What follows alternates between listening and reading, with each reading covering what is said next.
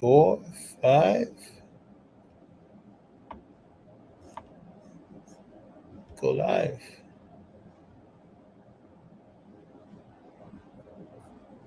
Okay.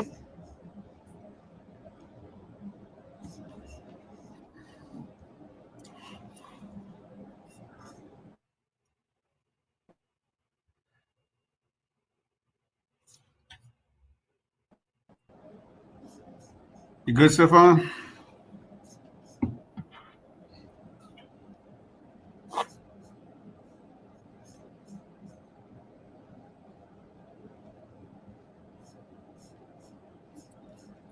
Yep, you are on.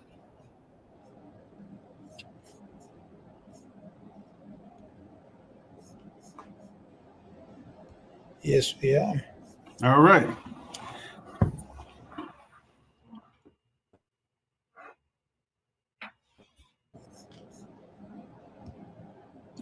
You good on all platforms, Stephan? Yes, sir. All right. So it is a brand new year. 2025 is upon us. We are so excited to welcome everyone to Roots, Heart, and And so, baby. Roots, Heart, and Soul podcast. Todd, Chef Todd Richards, and of course the host with the most, Chef Stephan. We're welcoming everyone to this great new year, this fantastic new Absolutely. year. Welcome back. Welcome Yeah. back. Welcome back. My brother, Yes, Chef sir. Todd Richards. Uh, you know, uh, we took a vacation. We took a short vacation, A sabbatical. that sabbatical, Okay. and the end of the year came through. Thank God we're here to see another year. But I gotta tell you, man. Yeah. Um, I've been purging a little bit on the news Mm-hmm. and listening to some politics. From conversation about deportation and immigrants and all kinds of stuff. But the most worrisome conversation I think is the fact that when I look at the new president's cabinet, it worries me because I don't see the people who are qualified to be in these positions. I don't know how you feel about that, man. Well, you started off the conversation, the New Year's conversation with a bang. I said you're not even Listen, waiting, pulling listen. punches, or anything I, like that. I, Yeah. I've been Yeah. purging into the politics, man. Yeah. I've been Yeah. listening to a lot of different viewpoints, listening to a lot of different people, because here's the thing, and I said this in our last post on IG. There's got to be a. I'm not saying there has to be a wake up call, but I'm saying we need to be intentional in the way we move as Black and Brown people to make sure that our community is even stronger than it is right now. Out of all the hoopla in politics that I've been hearing, what I've taken out of all of this is that. Well, I mean, I agree with you. I agree with you. Like I said, this is a new year. This is start of season 2 of the Roots Heart Soul podcast on Heritage Radio Network. And the thing is that for our listeners who joined season 1, we really expanded into the food world, quite deeply. And this year we want to expand even further into the food Absolutely. related issues, including things like politics and stuff like that, which Chef Stefan is speaking about right now. But I But to but I answer your also think question. community involvement also. Oh, definitely community involvement. I mean, it starts at home, and the ripple effect that we always talk about goes from there. To answer your question, the first thing is did I always ask people, did you vote? Because there's a lot of non-starting conversations with me if you didn't Absolutely. participate. You have to be involved. You cannot be Right. you cannot be sitting on the sideline anymore. Right. And secondly, how many down ballot candidates did you actually research before that? Because it starts at home. It starts in your community. The policies, where we live in Atlanta, in our county is the eighth largest growing county in the country. And you can imagine that in that expansion, we've seen our taxes actually double within 2 years, our property taxes and things like that. And that affects agriculture, it affects, store, it affects wages, it affects everything food related. But also, we haven't seen enough areas for small businesses or single businesses to go in either. So, those opportunity zones where we have these large corporations coming in, I want to make sure that there's pockets of money for small restaurant groups, small restaurant, entrepreneurs, make sure we reserve some of Absolutely. the land for farming and things like that. The farmers market that once was very popular, it started to dwindle down because there's so much traffic going around there for construction. It lost its kind of way. So there's a lot of things that comes down to it from the political side. Well, first of all, did you vote? And if you didn't, okay, well, are you planning on voting next year and things like Absolutely, that? Yeah. absolutely, and I think when I had my conversation with KJ Kearney, who's Hmm. very involved in the community and is an advocate for, he says his words really sung with me. He said we can use politics to change so many things in the food world for Absolutely. us. So those things are not mutually exclusive, is what I'm saying. Absolutely. Um, You're uh, absolutely correct. they're not mutually exclusive. But I got to tell you, bro, Right. I'm excited about this year, man. I'm Right. excited about 2025. I'm excited about season 2. I got to tell you, the slew of guests that we're going to have till end of April Right. is So season two is going already booked incredible. to April, right? Wow, that's Incredible. crazy. Right. Incredible. I'm going to tell you, man, the guests that we're going to have, starting with this wonderful young lady that I connected with. She connected with us, actually. She wrote to us, wanting to, she said that, oh, I spoke to Todd Richards and blah, blah, blah. And I was all excited. Um, and then I started reading her bio.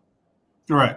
And I got to tell you, man, she's on top of the mountain here. Um, Mhm. she's on top of the mountain, and I'm very excited to have a conversation with her. I know you are because Absolutely. you guys know each other. Um, I'm not sure who you don't know. In Me? retrospect, I, yeah. oh man, I am not hey, sure who you don't know, man. You know it, all it's the. six. Hey, there's 6 degrees of separation, and there's always a seat at the dinner table. So that's the kind of way I see it. Well, let's welcome my friend. Let's welcome Tanya Hopkins, Hmm? the food griot, to Roots Heart and Soul podcast. And this is the very first conversation of season 2, our Season 18th two, episode. episode one, season two, Heritage Radio Network. 18th episode. We're continuing. Oh, you're going to continue it. Oh, Oh, okay. we're I didn't. continuing. I didn't get the memo. Sorry. Sorry. Episode 18, I baby. should have read. I should have read the email. Episode 18, baby. Episode Right. 18. Right. Well, Hey I'm y'all, very excited. hey. Hey, how you doing? Welcome, Tanya. Hello, hello. Happy New Year. Happy to be here and Right. Happy New Year. Boom, boom. Right. Absolutely. Yeah, And we need to play some raw air. Some we live in Brooklyn, right? So yeah, I'm in Brooklyn. yeah, yeah. You were in New York, weren't you, Todd? Yeah. I Absolutely. arrived at, yeah. Stefan was in New York, and he's in DR right now. I live in Right, New York.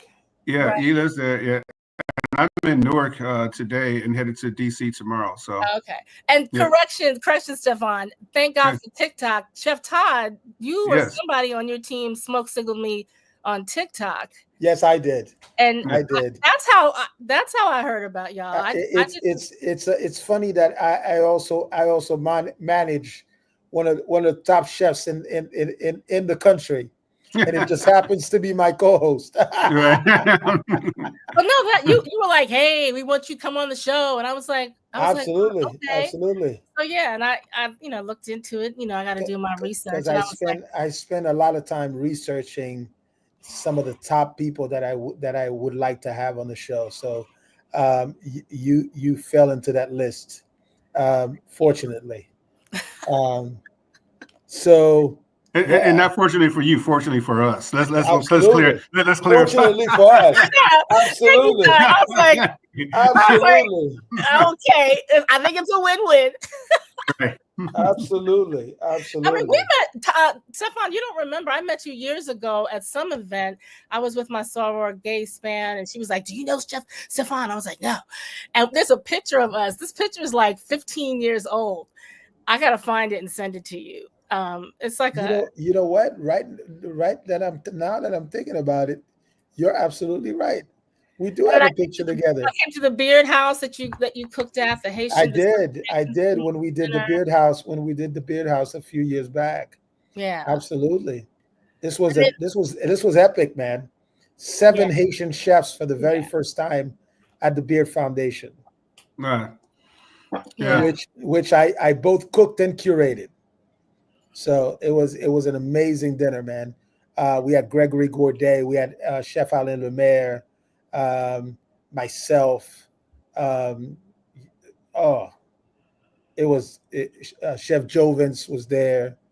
And then Todd, when I learned about your book, I was like, "Is this a brother from another mother?" And right. I was like, "What?" This guy, like, listen. Yeah.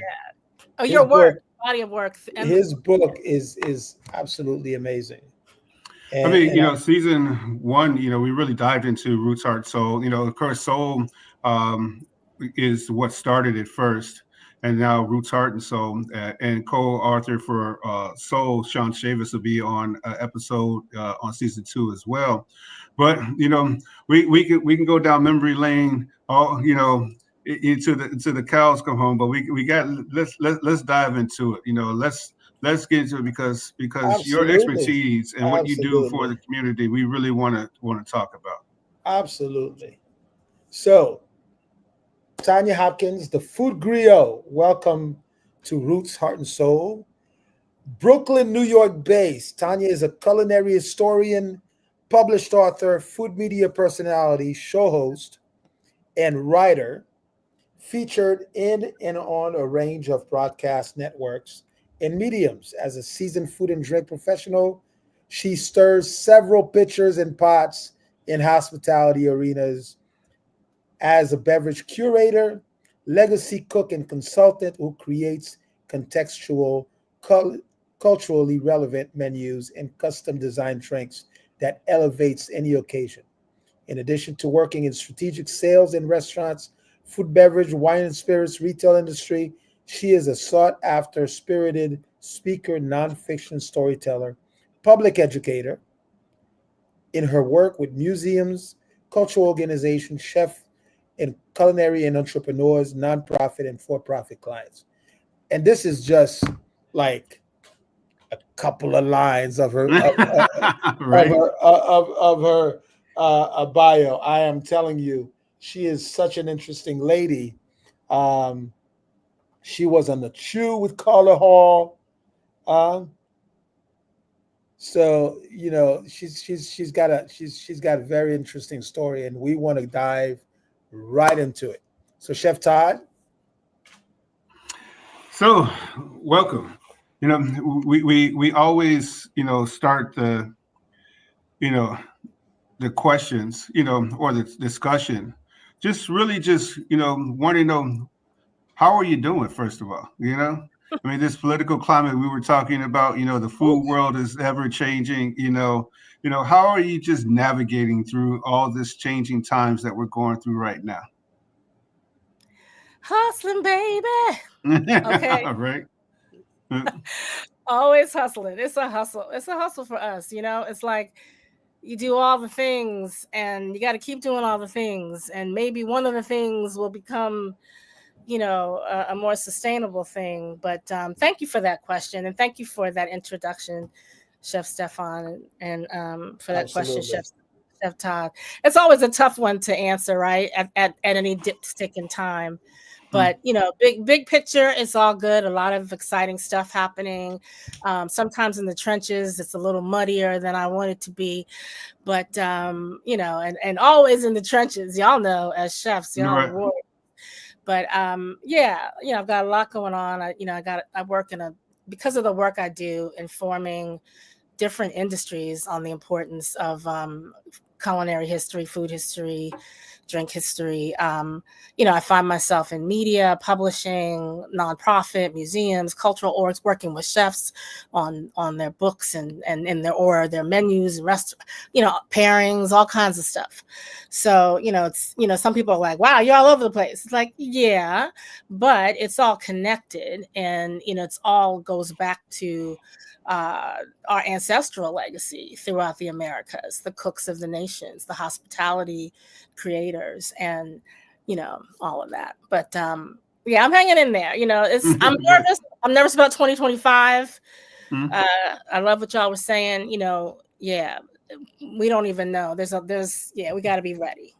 So I'm going to start this conversation with a quote, and this is a quote from Dr. Martin Luther King. And I was listening to the show of a very interesting African American Black media personality. He's I love him. I love listening to him. And on his show, it says, Black people, individually, we are poor. But if Black people practice collective work, we are one of the most powerful nations in the world. What does that mean? Because it seems to me that we have not figured out what it means to be together, and I think this is the right time. I mean, the timing couldn't be any more of importance, that we become even tighter and more together, supporting each other, supporting Black business, supporting Black and brown business, helping us elevate to the next level. Yeah. I think the timing is unbelievable because the rhetoric that is out there politically is geared to destroy the Black community. Yep. Always has been. The systemic stuff by design. I mean, I always say that from the culinary angle alone, just looking at, and I'm not talking about just the uncompensated labor on the plantations and all of that. I'm talking about post-emancipation, the creation of entire industries, whether it's the catering industry or the foundation of American fine dining or the ice cream industry and soup and all. I could go on and on and on through the work that I do and the things that if I'm discovering stuff for the first time and I'm obsessed with this, I'm like, oh my God, people don't even know, but we have to know. And my point is that by the culinary angle alone, Black Americans, Black people throughout the Americas should really be among the wealthiest Americans, just from that. I'm not even talking about the other inventions and correct and patents and, and traffic light, all the Black inventors and stuff. Plasma, Right. But if you just stay in the food arena, it's like, wait a minute. But we were brought here for the creation of this new world. We were brought here to be of service, to be a resource. It's an extractive relationship that's been happening. I agree with you, Stephan, that we need to recognize in all of this, but we also need to understand that we are uniquely American, uniquely of the Americas. We have a very specific challenge that other groups don't have, and it's not that easy. I'm not saying it's impossible, but capitalism has a way of being like, oh, that is great. What else y'all got? And profiting off of all the iconic stuff, right? Think about all the iconic food stuff, American stuff, whether it's the watermelon, in the summer, which, comes here with with enslaved Africans, whether it's, fried chicken that is a big part of fast food, but, wasn't always. It used to be part of fine dining, or whether barbecue, bourbon, beer. Like, there's so many things that I'm like, oh, y'all want to hate. There's a lot of stuff you can't have anymore, Right. Okay. You go down the list. I mean, right. you brought up something, like in catering or even just in the hospitality side, where tipping alone is uniquely, yep. Where the whole no labor, free labor, and we'll just pay, we'll tip you for your work. That came out of yep. the same conversation that you're speaking of. Absolutely. So it's complicated, and it's connected to capitalism. We're connected to capitalism. Our ancestors are connected to capitalism. We were traded on Wall Street. It's like stock. Like all these things. Like there's so much stuff, which is why it makes me so happy to see the work that you're doing, the work you're doing here in terms of being a record and a documentation and of the conversations as it connects to the book, as it connects to the work that I've been doing, for forever, the work I did with Chef Ashbel McElveen to establish, to put Chef James Hemings out there, to have him be known. America's first classically trained chef de cuisine of any hue was an enslaved Black man from Virginia who studied in France for 5 years and came back and changed the course of how, fine dining develops, Mm-hmm. Yeah.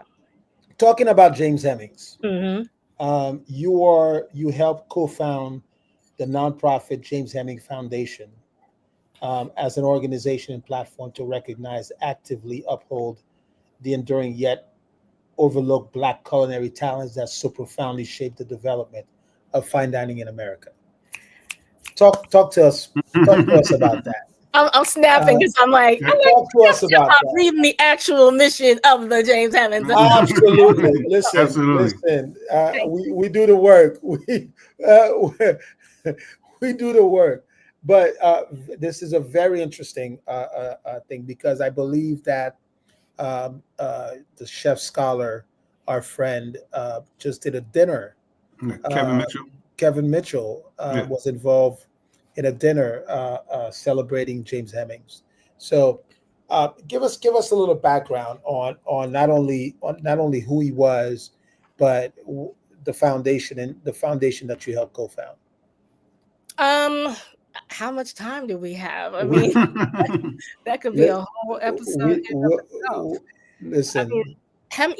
All right, I'll just say Hemings, as we know, is, the most famous or most well-known enslaved North American family in history. He's the big brother of Sally, who, not to be disrespectful, Jefferson's baby mama of, several children that they have now finally, confirmed were his, which they were in denial for years.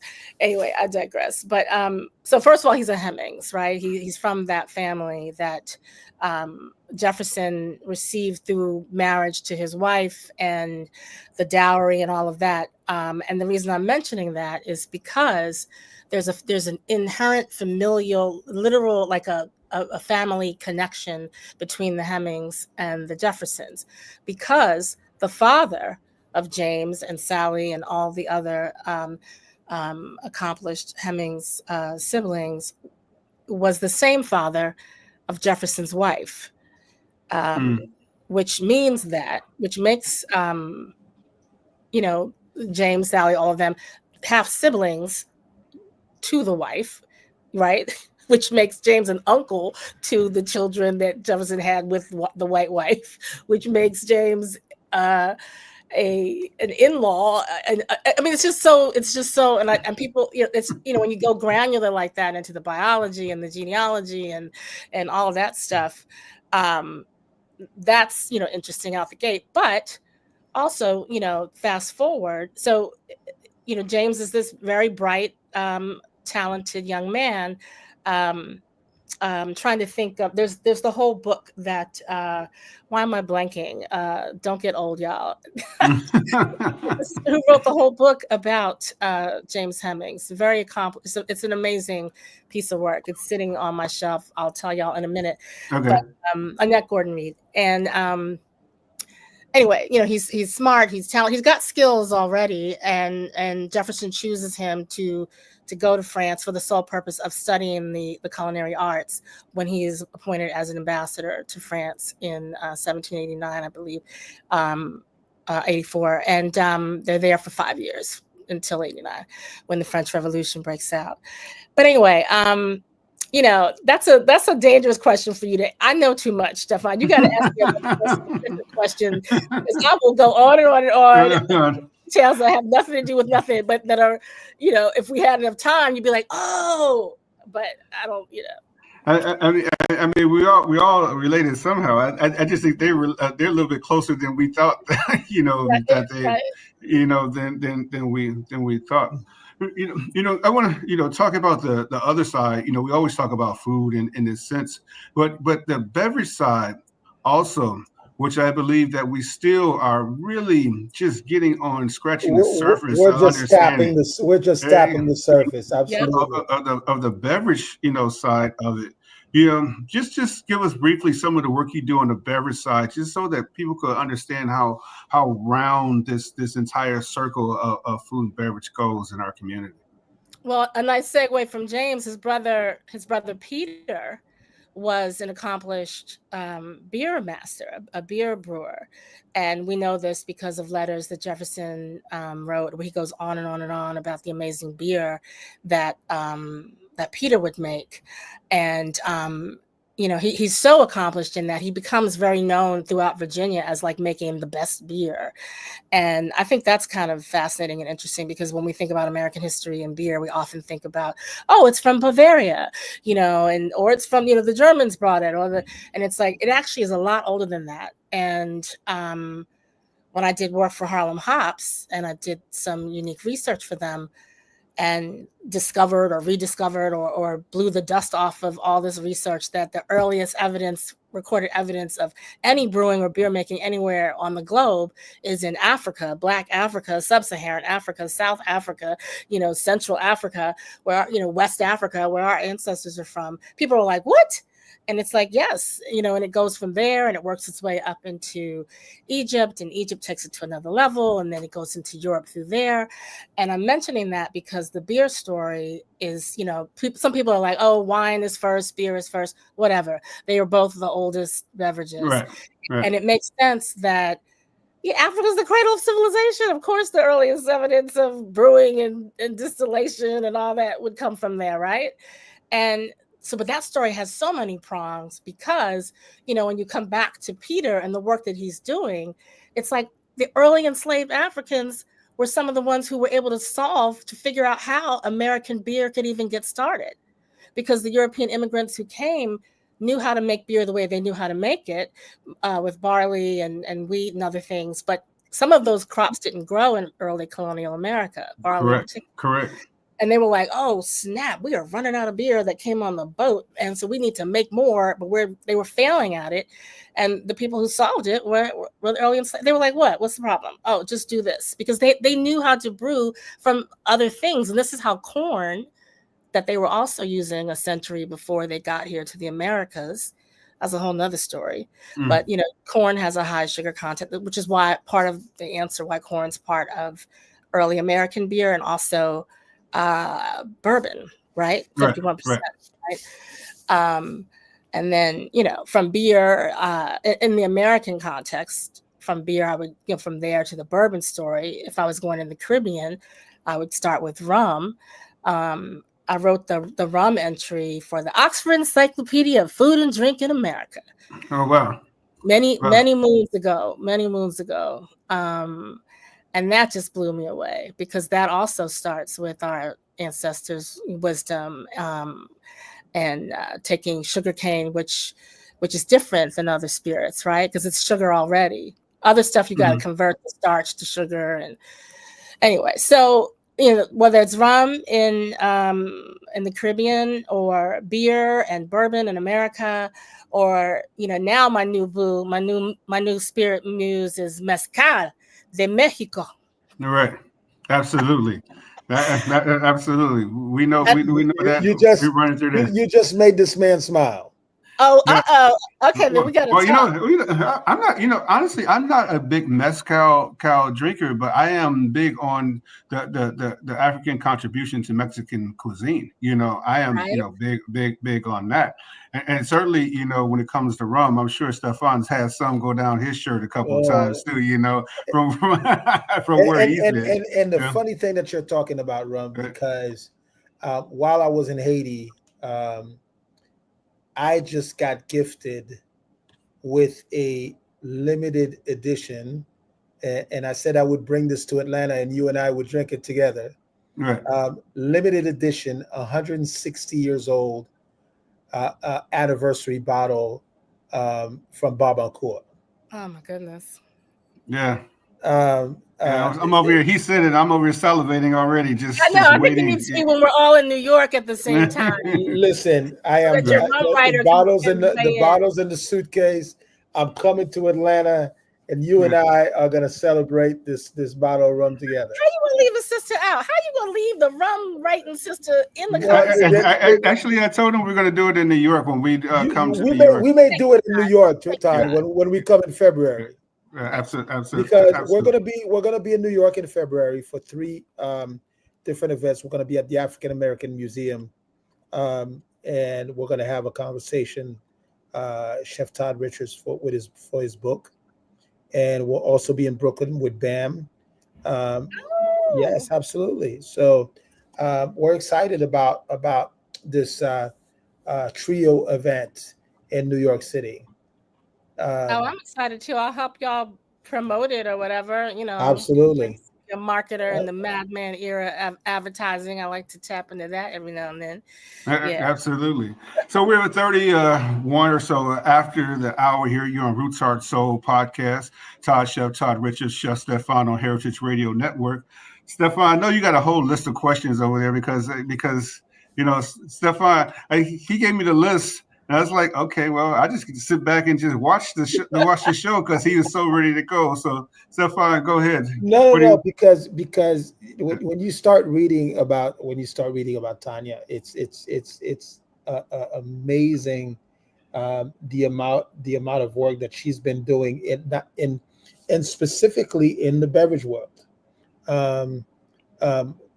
So. Yeah, I need to change my name, my moniker to the Food Griot Drinks or something. But yeah, so Tanya serves also as that active advisor on the Museum of Food and Drinks at MoFad, African American Making the Nation's Table.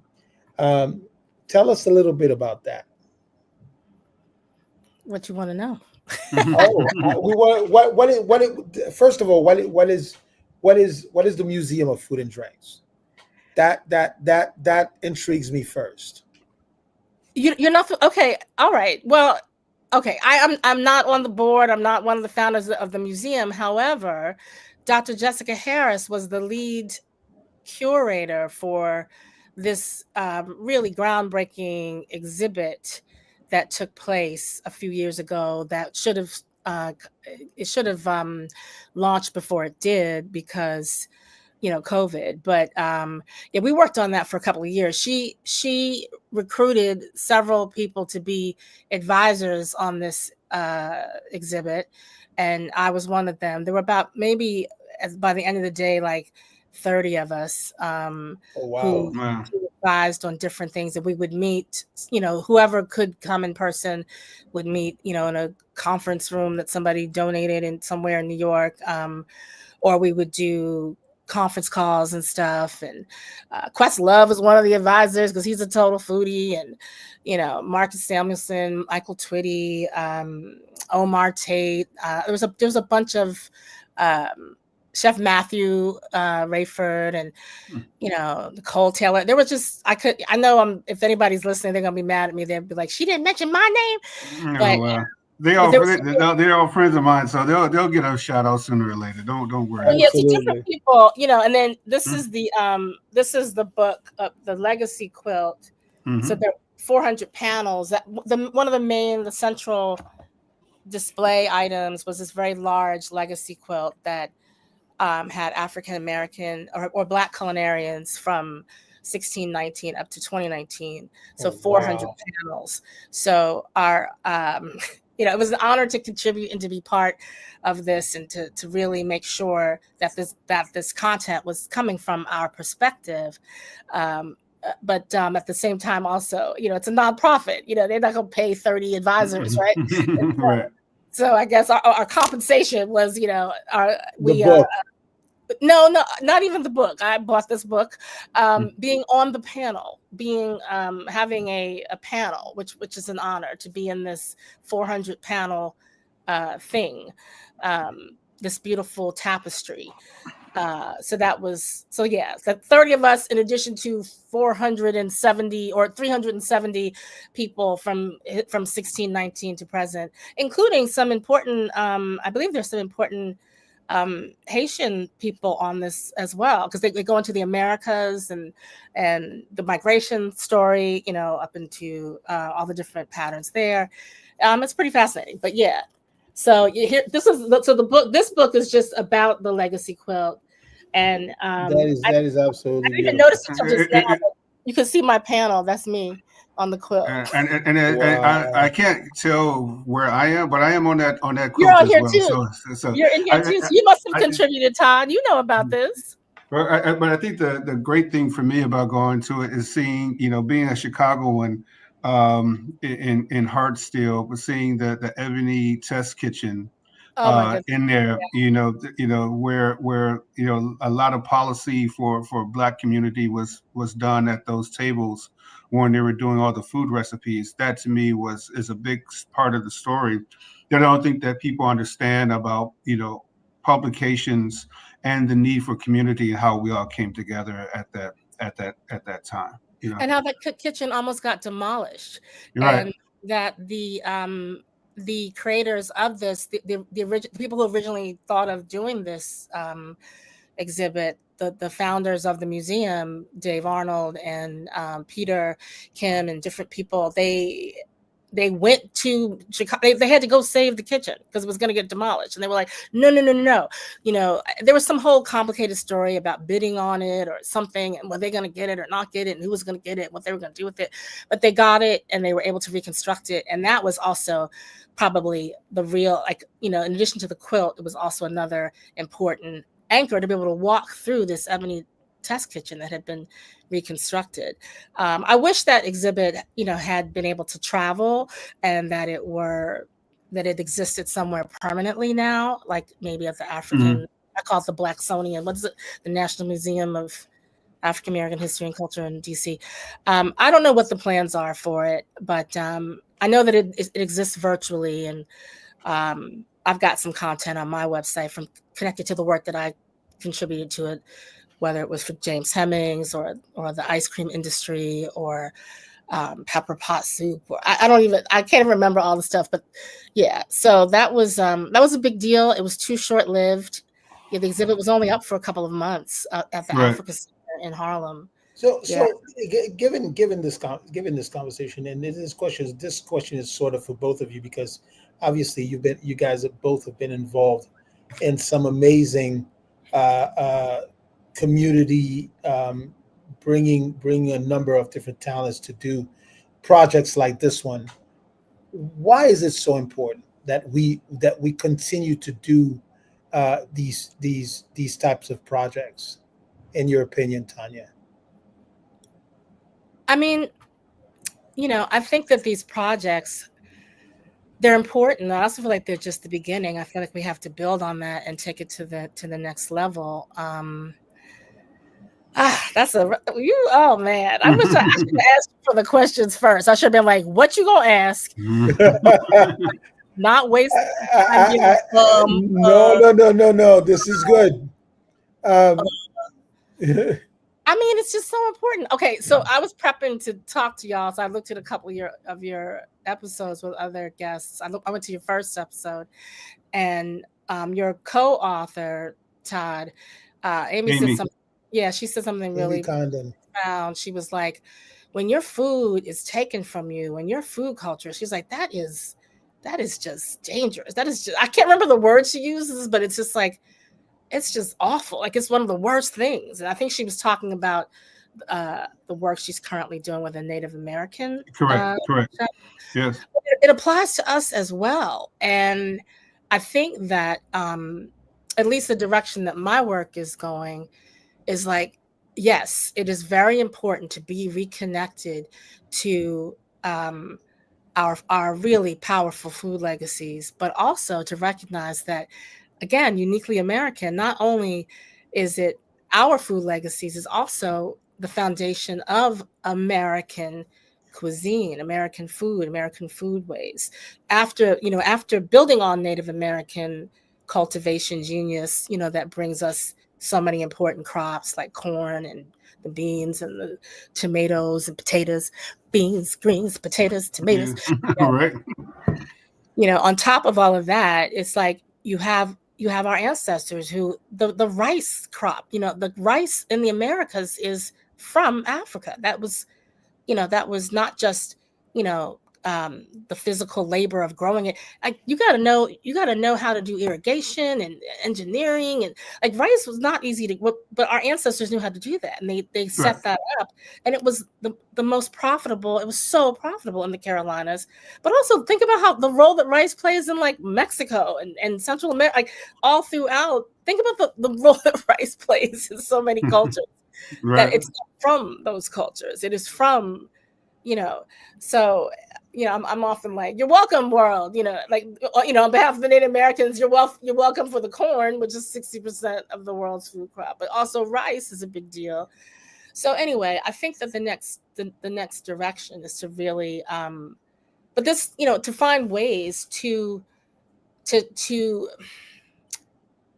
be part of the benefit, to part of the sharing of the benefit, not just being extracted from, right? Not just being influencers and contributors, but also having it circle back to us and our communities. Like that's the missing link to me.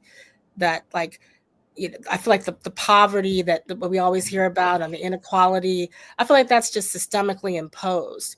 And that if things were different, we wouldn't have to even be talking about reparations if we were able to participate in the actual economy of the things that we have created. I that sentiment. I mean, me first of all, it's ours. We should own it. We should profit from it. The biggest thing though is to take the shame out of it. Yeah. To take the shame out of cooking delicious food, to take the shame out of watermelon, where Mm-hmm. it's the most nutritious, food you can eat, and now on every shelf, in the grocery store, there's a watermelon this, there's a watermelon that, there's those things like that contribute to it. Greens greens are a laborious, cooking process that you can only charge X amount of dollars for.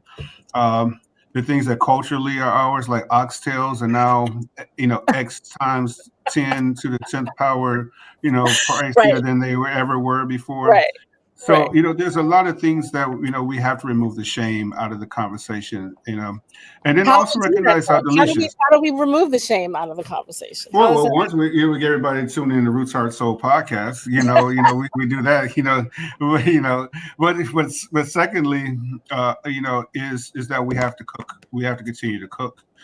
We have to be able to employ. That is the two things. We have to be able to employ. And we have to get the youth cooking again, which they are. I find more youth cooking now than ever before. Their palates are exploratory.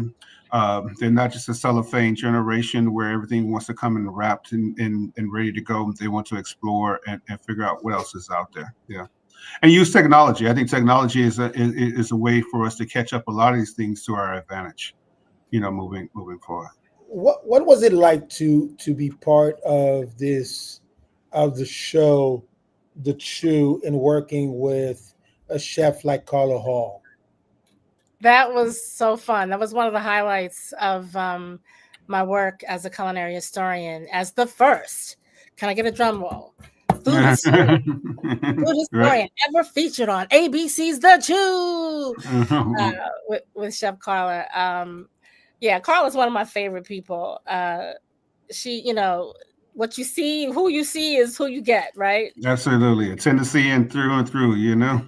Right. And so yeah, I mean, we met through a cable show that Tony Williams in Brooklyn has, Brooklyn Savvy.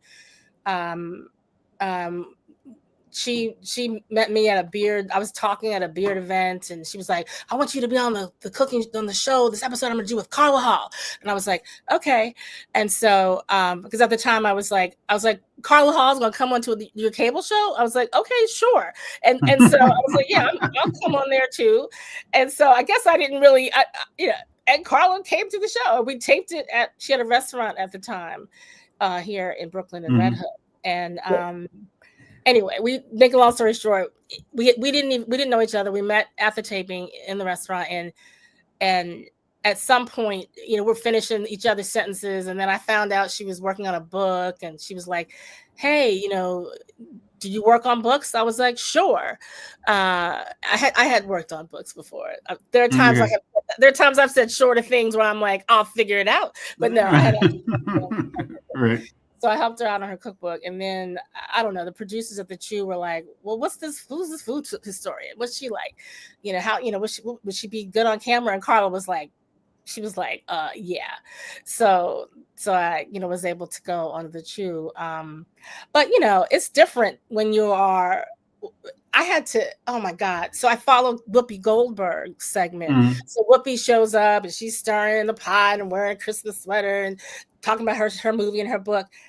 I had not slept because the food historian had to co-produce the segment with the years and the date and the research and the timeline and make sure the noodles, like all this stuff. And I was like on adrenaline, but people are like, "Oh, we can't tell." I'm like, "Yeah, because it's called adrenaline." But it was very fun, and it was great. But in hindsight, so that was my investment, because I was like, I'm trying to be a regular. I'm trying to not just be on here one time.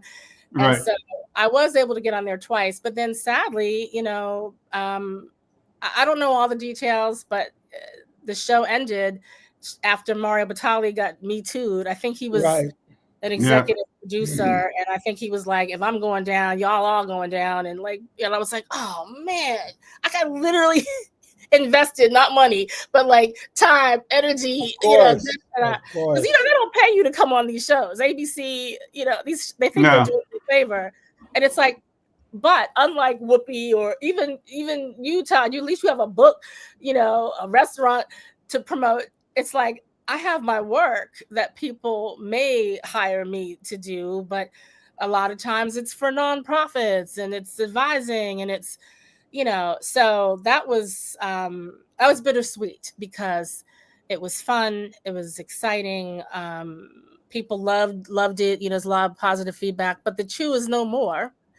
And I've hosted stuff since then. I hosted the Kwanzaa menu for the Food Network, but a lot of these things are just one-offs. It's like, okay, that'll live on in history. Because I followed her quite a bit from her days in Top Chef. Very shy, very into the personality that she became. Oh, she was shy in the early days. I don't even remember that. And Top Chef, absolutely. Carla was still a little green, but she is such a wonderful personality, and I've been following her since then. Tanya, as we are getting close to the end of our show, unfortunately, and I think we have so much more to talk about. Tell us a little bit about what you're working on, what people can, how they look you up, how they connect with you, because I'm certainly wanting to connect with you beyond the podcast, and maybe have a conversation about you helping me with my book. Oh, that would be very exciting. Yeah. God, I'm restraining from telling you about how, how I discovered how, like, Carla's Carla It's episodes. 2025. We know restraint very, very well. There's things that we talk about that we don't talk about. I know on we'll here. have to talk when I Yeah. get to see Well, you. But Joyce, give me I 5 minutes. literally the Yeah. influence that Haiti has on New Orleans and on Philadelphia. And matter of fact, speaking of Carla has a show on HBO Max called Chasing Flavor. Did you guys know this? No. Nobody knows this. No, I don't know why it's not being promoted. I don't know why HBO Max doesn't promote it more than it does. But she's got a 6-episode show that came out last year called Chasing Flavor. I happen to be in 2 of the episodes. I'm in the first one and the third one, but the first one is about ice cream. And one of the things I talk about is this 18th century Haitian confectioner who landed in Philadelphia and was an important part of early ice cream making, and also Wow. part Here are some things that I didn't know about. Well, watch the first episode of Chasing Flavor. Watch all the episodes, but start with the first episode that we talk about ice cream history, and I'm one of the experts in that one. So that's one thing I want to say. Kwanzaa. I know Kwanzaa's over, but the principles should apply all year long. Absolutely. And so I think that the Food and Wine, the January December issue is still out. I've got an article I contributed in here about Kwanzaa and how it applies all year long and connects to a lot of the stuff about connecting all of the different cultural dots that inform Black food throughout the diaspora. Because it's a 7-day bridge for us to really to do that cooking that you're talking about. It's an intensive time, ideally with family and friends, to be able to do that, but also not just then, to be able to apply the principles all year long, especially this year, collective work and responsibility, cooperative economics. Follow the food griot, please, because these algorithms are cray. Okay, we have to follow each other. Matter of fact, I was like, oh my God, I made sure I was following the show and you, Stephan and Todd, and I was like, these brothers better follow us sister back, because I know it wasn't. Oh, you're being followed. Absolutely. Okay. All right. The podcast is following you. I'm certainly following you. Are you following me, Todd? I know Todd is following you as well. Absolutely. I manage his page, so I know. We got a couple of minutes here left. Just a quick question, because you are in Brooklyn, one of my favorite places. What's interesting? Anything new there to eat? Because I just got to know. I don't get up there too much often anymore. But any good places to eat over there? Oh my goodness. Oh Lord. See now, my work focuses on home cooks and home mixology and recipes. And yes, I do work with chefs and their books and all of that. My sister was in town. She took me to this delicious Black vegan restaurant. She's vegan. I'm blanking on the name of it, but it's in Little Caribbean over on Flatbush. Y'all have to follow the Food Griot, and I'll have to we got to follow you. List the name of that. But and speaking of, I just want to also tell people, media, you were talking earlier, our presence in media is important. We have to support Black media. Everybody download this app called Spill, Spill. It is created by Black executives that left Twitter after Google it, look into it. It's a big deal. I'll also be talking more about that on the Food Griot, but it's just capital S, capital P, capital ILL, and that's all I can say on that. But I'm saying that to say that it's different than other social media. It's designed with kind of Kwanzaa principles in mind, but it's also is it an app? It is an app. It is like everything else. It is currently an app, but it's a unique platform that has been completely created from scratch. They call it culture and something. It's like conversation and culture, a visual expression of that. I will definitely check it out. It's SPILL, right? Correct? Yes. And then the last thing, as a great granddaughter of a speakeasy owner who needs to update my name to the Food Griot drinks. I am transitioning at least half of my work into the spirits realm now, to not only curate high-end premium, good quality spirits, but also working with restaurateurs and chefs on pairings. So yes, it's like when people aren't when you try to find revenue streams to do the work that I do, which is not easy to find those revenue streams, it's like, okay, I'm gonna go sell booze. Right.